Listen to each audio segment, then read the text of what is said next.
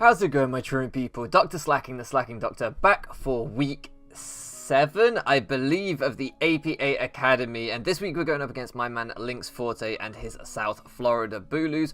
As ever, everyone's links is down in the description to check out everybody else, but I don't believe for the first time this season, I don't believe Lynx uploads his battles, so I don't think his side will be up. I believe he's just kind of like a guest in the APA Academy rather than being an uploader, but regardless, everyone else's links, as always, are down there in the description. And before we get into this, I have to shout out, I believe DyeItTight gented this team for me, and MidPokeMaster recorded the battle for me, so huge thank you to them. Their links will be down in the description, as well as they're both also battlers in this league, so you can check out their battles every week. Now, as ever, I'm going to have a slightly more visual team builder for you at the start of this one. I've done all the graphics again, as always. And the timestamp will be appearing above my head right now if you guys want to skip ahead to the battle. Moving into this one, I have to give a huge shout out to Ben, checkmate Ben, because he pretty much just built my team for me for this.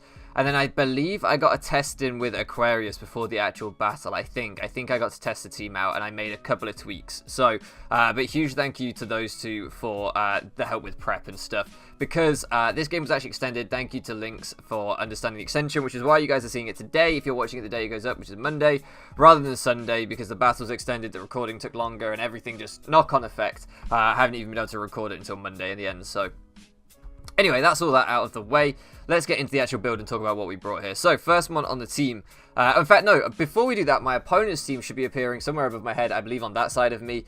So you can see that he has the Clefable, the Excadrill, the Alakazam, the Jellicent, the Roserade, the Gligar, the Machamp, the Golbat, the Tyranitar, the Stoutland, and the Mega Ampharos. I believe we're sitting at a record of 3-3 going into this week, so if we can win this, we will actually go positive for the first time, which would be so nice, because, you know, I always want to try and break even in the league's minimum, but ideally go positive. So, if we can get a win here, that's really, really important. My matchup against my opponent, I don't think it's too bad, actually. There's a couple of things I'm expecting him to bring, specifically the Gligar and the Golbat seem good checks to my fighting types. I do think the Jellicent as well, being a high jump kick switch in, and both of my fighting types being reliant on high jump kick as their primary fighting stab. Things like Alakazam could be quite good as a Scarfer against my team being outspeed pretty much any Scarfer I would want to bring, and my fastest Mon in Crobat. And then there are just some other things like Mega Ampharos, which I think are pretty strong. I don't think the weather will come necessarily Tyranitar plus Stoutland or Drill, because I have things like Rotom Wash, which kind of just hard walls Drill. I also have things like Shaman, which does a pretty good job against Drill and things like that. But we'll get into all that as we go through the team builder. So, first Mon that we have, let's actually get into this. We have Infinite the Kieran Black. This set, I believe, is 100% Ben's set. I tweaked some of the EVs with him because he built everything at level 100, forgetting it has to be level 50. But I don't believe I changed anything on this set. So this is basically just Outrage, Ironhead, substitute Roost, Steelium Z. We sub up as the Clef comes in. We then bop it with the Ironhead, as that seems his primary switch into Kieran. Outrage will 2-hit KO even a Fizz Def Jellicent, which seems a secondary check to Kieran, probably like a Will-O-Wisp or Cannonberry set. That's what I've ran in the past on Jellicent to check Kieran Black. Check is a strong word to switch into Kieran Black, sort of. But Outrage will 2-hit KO that. So yeah, this is really just a very, very bulky, very slow Kieran with the big Z move on there to bop the Clefable.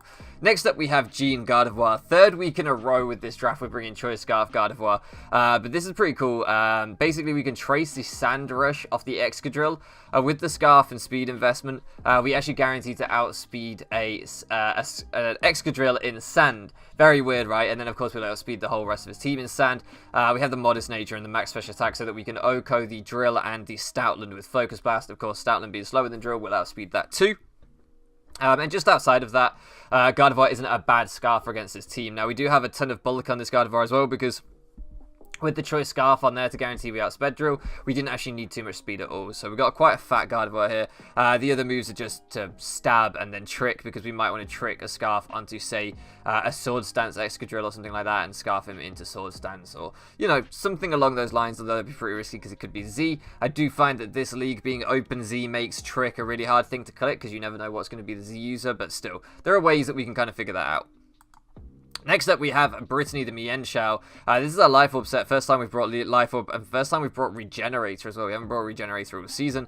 But this way we can basically just fire off big hits. And with the coverage, we can hit things like Clefable with the Poison Jab, knock off into the Alakazam, things like that. The Jellicent as well, particularly. And actually knock off into Hidden Power Ice with our investments. Should always KO Gligar as well, which is pretty cool. Any Gligar spread should be KO'd by knock off into Hidden Power Ice. So that's a really cool tech by Ben. I did wish that we could fit U-Turn on the set, but it just wasn't possible. Next up, Adam Sandler, the Crobat. This is a Black Sludge, kind of bulky offense set. We've got quite a lot of speed, quite a bit of attack, then there's quite a bit of bulk dotted around here and there. It's a bit of a weird set, mainly Fizz Def, so that we can switch on like the Machamp, for example, pretty easily. 4 times resisting its stab. Brave Bird, Pursuit, Roost, U-Turn. Now, you might think, why Pursuit on a Crobat? That's pretty weird. Basically, if the Alakazam is revealed to not be Scarf, we can try and Pursuit Trap the Zam. This was Ben's idea. I thought it was pretty risky, because, like, how often am I going to know that Zam isn't Scarfed? It's going to be very hard to tell that. Ben felt that it wouldn't be Scarfed. He felt that it might be Z. I said it'll either be Sash or Scarf, and I think Scarf, because my setup threats aren't that potent. Maybe the, like, Tyranitar, but Scarf could outspeed that anyway after a Dragon Dance, so I just felt like Scarf. Alakazam was most likely here. But regardless, if he's not Scarf, then we can try and Pursuit Trap him, which is pretty cool, right? Because he's always likely to switch out on the U-Turn. Yeah, pretty cool. Brave Bird and Roost, obviously for longevity, U-Turn for momentum. Then next up we have Bosch, the Rotom Wash. Now this is one of the primary sets that I kind of changed a little bit. Basically just took off Pain Split and leftovers for Defog and Ayapapa Berry. I felt like this battle was going to be pretty fast paced, not that many turns on the field, because we've got a pretty offensive team here. So I really felt like Rotom wouldn't have that many turns to get leftovers recovery, so I thought the Papa Berry would probably in the long term give us more recovery. I tested this in mocks with Aquarius and found that the Ayapapa Berry works really well quite often. So that really convinced me to bring this. We have quite a lot of bulk, a lot of speed def, and we're able to just Volt Switch around and Hydro Pump through his team with a little bit of special attack investment. I think in particular this thing's fantastic for Excadrill if it does come under sand. It can't really hit us too much with anything. It helps us break things like the Gligar, which could otherwise be obnoxious. But it also comes in on some of his special threats, like for example Ampharos. It can kind of come in on that and Toxic it and try and wear it down. Volt Switch around on incoming Roserade, come in on Jellicent and hit that thing pretty hard. So yeah, it just kind of is a blanket check to most of his team. Nice Defogger here as well. The reason that I particularly insisted on having Defog rather than Pain Split is because I was afraid of a Hazard Stack Roserade, so I felt like it was worth bringing that Defog.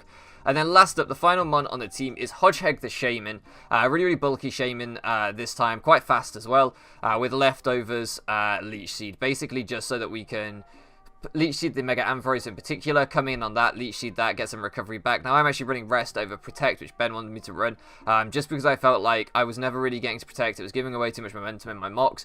Being able to Rest plus Natural Cure and switch out into something like the Rotom, for example, meant that the Shaman just stayed around a lot longer, I found. So that was why I wanted to run it this way. Psychic is on there to hit the Roserade if I want to predict that, switching in on my Leech Seed, and Sea Flare hits everything else. So pretty straightforward set there. So this is the 6 we've brought. Like I say, mostly Ben's build, but me doing some tweaking to it just to make it a little bit more comfortable. Probably a more bulky build than I would have brought normally. A little bit less offensive than necessarily I would have brought. No Choice Band Mons, which I tried to bring Choice Band Crobat, but in the end it just didn't make sense. Ben was right. So yeah, we'll see how it goes. And with all that being said, guys, let's jump into the battle. So here we are in the battle, guys, and you can see the 6 that my opponent chose to bring, with the Clefable, the Mega Ampharos, the Tyranitar, the Alakazam, the Machamp, and the Jellicent. So, looking at team preview, I decided to lead off with Mienshao because his Stealth Rocker was obviously the Tyranitar, and if you wanted to get hazards up early to try and chip down my Kira Black and my Crobat, I wanted to make sure that I kind of scared that thing out, or at least punished it. It would make it interesting because if I went for a high jump kick, he could go into Jellicent, for example, but it would make that turn 1 very interesting. His other rocker potentially was the Clefable, and if he led with Clefable, I was pretty certain it was going to be lead Rocks, and then I could 2-hit KO it with Poison Jab. So that's what I'm kind of thinking when I look at his team. Other than that, there's nothing else that really Mienshao doesn't lead that well against, so I can either get momentum or a big hit off on something. So with that in mind, I am going to lead off with Brittany and Mienshao, and we'll see what Lynx decides to lead off with here. Excuse me, taking a little drink. I feel like I got a bit of sore throat as soon as I started recording. I felt fine, then start recording. Throat feels sore. Of course, that's not what I was trying to open. There we go, trying to adjust the volume. So Brittany comes in, as he does lead off with a Clefable, and like I said, I was like, you don't need Clefable really unless it's Stealth Rocks, or maybe you're trying to set up Cosmic Power, something like that. Either one I don't want him to do for free, so I'm just going to go for the Poison Jab, expecting him to predict me to U-turn there, and Stealth Rock up, expecting me to make the safe play, but I don't want to make the safe play. I want to make sure I punish him. If he does just go for that, and he does. Here I thought about going for the knockoff because I was almost certain Jellicent was coming in, but I'd already played aggressive turn 1. If he kind of predicted me to play aggressive turn 2 and stayed in with his Clefable, which I thought was a perfectly reasonable play for him to do, then that wouldn't be good for me. So I decided to make the safe play and just Poison Jab. I've already got enough damage off. This turn 1 has gone well enough that I don't feel like I need to keep playing aggressive there, and I can still switch into this Jellicent pretty nicely with Bosch. Of course, with that Papa Berry, we'll get some recovery eventually. The rocks aren't the end of the world. Here, I'm just going to come in on the Ice Beam, and I'm like, okay, that bounces off as it does nothing. I'm guessing he was predicting the Shaman to come in there. So I'm actually just going to defog here and remove these hazards. He's revealed to be a leftover set, not like a Wakan Berry. So I can get some pretty big damage off at any point on this thing with Volt Switch, or I don't think we had Hydro Pump, did we? No, we just sorry, we did have Hydro Pump. We didn't have Thunderbolt. We've just got Volt Switch as our electric stab, but it doesn't really matter. Here he goes for the Will-O-Wisp, and from that, as I defogged, I realized that he probably doesn't want to give me momentum. He probably just doesn't. He was predicting me to Volt Switch, I think, there, and wanted to Will-O-Wisp whatever came in. So I'm just going to go for the Toxic because I think he's going to recover here on my Volt Switch, because it's either going to get my Volt Switch and recover it all back, or he's going to scout if I have Thunderbolt and recover that off and then switch out. So I'm just going to fire off the Toxic instead here, put him on a bit of a timer because he's playing this, like I say, like he doesn't want to surrender momentum. And again, I want to try and punish that as much as I can. So here I am going to go for the Volt Switch. I think I don't think he's going to Will-O-Wisp this turn. I think he either Scalds, Ice Beams, or recovers. I don't think there's any way that he is going to Ice Beam here, just because it doesn't make a whole lot of sense. So I'm actually just going to Volt Switch out into Hodgehog here, as he does indeed go for the recover. And I'm like, okay, so yeah, he's got more damage off on my Rotom than I've got off on his Jellicent. But with our Papa Berry, we're going to get a lot of that back if we can ever get our, EV'd right to take a hit from something. And we've got this Jellicent on a timer now, which could be really, really crucial. It makes it less of a good switch into my Mienshao. So I'm just going to fire off the C-Flare here because he doesn't switch into this very well at all. And we actually do a whole ton. And I was really surprised to not see things like the Golbat and the Gligar and things. Some more of the defensive checks of this team. I thought he brought a fairly offensive team, and I guess getting that massive hit on the Clefable early meant the Clefable couldn't switch in on things if that was his like Spadefmon. So maybe that was part of the problem there, is that we really punished that and that just freed up Shaman. So he does go for the Ice Beam. We don't take too much from it because we are Spadef, and as you can see, our Seed Flare did so much to him. Here I'm just going to Psychic. There's no reason really not to. It just is 100% accurate, and it saves my Seed Flare PP should I need that. Seed Flare doesn't have a ton of PP, so it never hurts to kind of preserve that.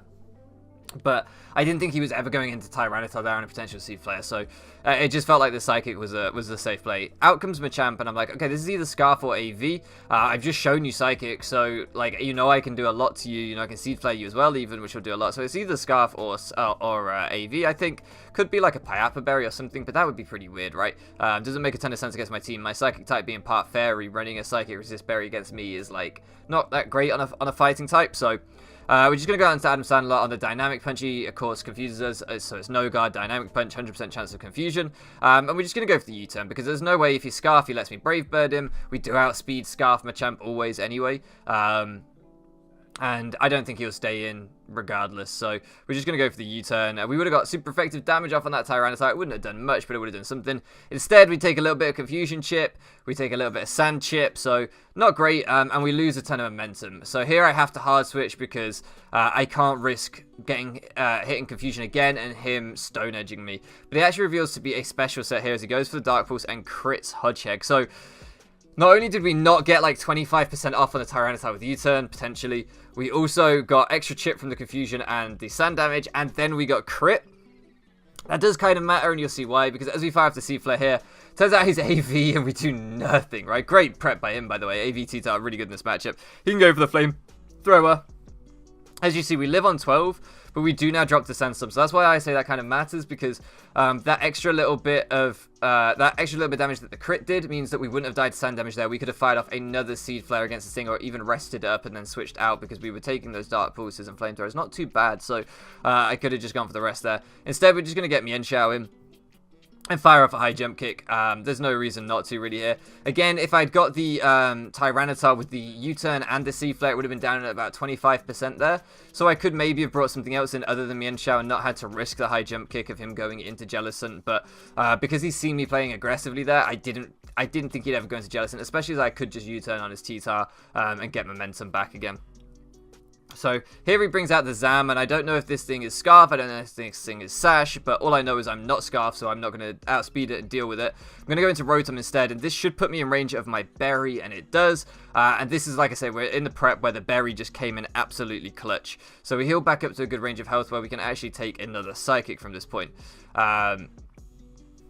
So that's really, really nice. And we're just going to be able to fire off a Volt Switch. And if he is Sash, we'll break his Sash, which could be crucial in the late game.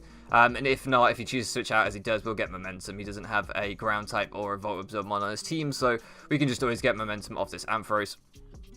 And bring in Gene now. And I had a look at what I could bring in here, and I wanted to bring in like Mienshao and click buttons with that, but as it happened, the only thing that looked like it guaranteed to Oko this Ampharos from this range with this chip on it was my Moonblast here, because we are modest max special attack, and he doesn't switch into this very well at all. The Jellicent, because it is toxic, can't really come in on this too well. The Machamp obviously can't come on this too well. The Alakazam can't come in on this too well. So this was just basically my way of either, you know, breaking a Sash and a Zam or whatever, but just guaranteeing big damage on something, and in this case, as he stays in, guaranteeing to take out the Ampharos. He would have had to have been really, really Spadef there, and even if he was, our Gardevoir is pretty bulky, so we should be able to take any hit from him.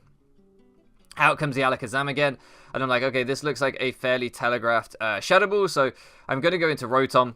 I'm pretty sure I think I have a chance to take two because I've seen that he's not invested, right? That's the other thing I should have said from his psychic damage earlier, is that he's not invested in special attack, and unfortunately he gets a special, sorry, he's not a boosting item is what I'm trying to say. Oh, I'm an idiot. He's not like choice specs or anything, so unfortunately there with the Spadef drop, I thought he could just Shadow Ball twice into it KO me, which he wouldn't have been able to do normally, but he actually changes up to the Psychic there to pick us off, and that's phenomenal information, because that means that he is not Choice Scarf, which was really the last concern I had on his team, was he Choice Scarf.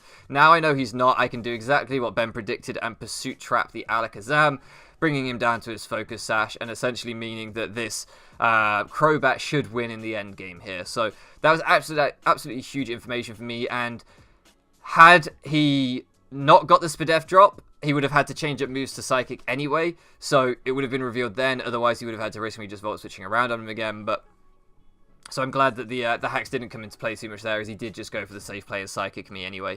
Here I'm going to U-turn out, get that chip off on the Tyranitar, just like I was talking about earlier. And we can basically go into Brisbane here. After revealing that he's a special Tyranitar, Dark Pulse, Flamethrower, Ice Beam, things like that, I'm guessing he's not really going to be able to hit Brittany too hard. He might have, you know, like a rock move on there, a physical Stone Edge, something like that as well. But like, obviously we're going to resist his two stabs, so we can go into this pretty safely here and just fire off a high jump kick, and we're in a pretty good spot here. I think the Jellicent might already be dead, actually. Have I been talking about the Jellicent as though it's alive and it's already dead? I think I have. That's my bad. So anyway, he brings out the Machamp, but I'm like, now it's time to see whether this thing is Scarf or not. It doesn't really matter because it can never outspeed Crobat anyway, and it does turn out he is Scarf. I could have gone hard into Crobat there, but then I would have been risking the confusion and stuff. Wasn't really worth it. I could have gone hard into Gardevoir there. Same thing, really. There was just no real point. Unless he's unless he's insanely bulky, he should never take this Brave Bird. I don't know how much investment he'd have to have in HP and defense to take this, so we should be absolutely fine just Brave Birding here through the rest. Machamp drops, which is super, super nice. Obviously, Gardevoir doesn't outspeed this thing because we are shouldn't outspeed this thing because we are a really slow Scarf. We didn't need much speed to outspeed the Drill, if you remember from the prep. So even though we're Scarf Gardevoir, we're a slower Scarf Gardevoir than his Machamp, more than likely. So that's why Adam Sandler was just my safest mon to kind of bring in and do this. And we know that we outspeed the Alakazam because we saw that thing was Sash and not Scarf as well. So that is going to be GG to my man Lynx. I apologize. I feel like the commentary was a little bit rough today. I'm not in the best frame of mind, but hopefully you guys got the gist of that. Hopefully there was some insight to be taken from that. Shout out to Ben for the amazing prep with Crobat, because that pursuit absolutely came in clutch. So that was really, really cool. We now do move to a record of... what is going on here? I don't know why it replayed. We do now move to a record of 3 and No, 4 and 3, so we do actually go positive now in the APA Academy, which is amazing. I really feel like we've had a rough time with this even. I'm going to be honest, even in this game, I felt like we got pretty unlucky with, like, confusion into full confusion. I mean, the confusion was 100% chance, but the full confusion stopping our U-turn, into the crit after that, the Spadef drop, although obviously then he psychicked anyway to make it not that relevant. But yeah, there was just multiple things in this battle which I felt like we got a little bit unlucky on, but that happens. That's Mon's right. And we managed to come through the dub anyway. GG to my opponent. Hopefully for the rest of the season we can kick on now and keep this positive record going.